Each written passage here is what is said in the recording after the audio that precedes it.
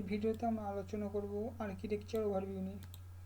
তো প্রথমে আমরা AWS অ্যাম্পলিফাই ব্যবহার করে আমাদের স্ট্যাটিক ফাইলগুলো হোস্ট করব, যার মাধ্যমে ইউজার জাস্ট একটি ব্রাউজারের মাধ্যমেই আমাদের স্ট্যাটিক ওয়েবসাইটটা অ্যাক্সেস করতে পারবে।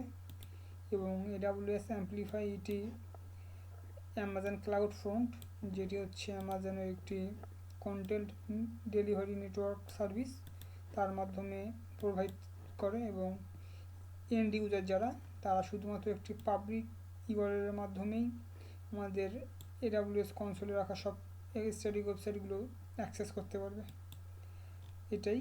এবং এটার জন্য আমাদের কোনো সার্ভারের দরকার নেই, AWS অ্যাম্পলিফাই ইটসেলফ এটা নিজেই এটা ম্যানেজ করে।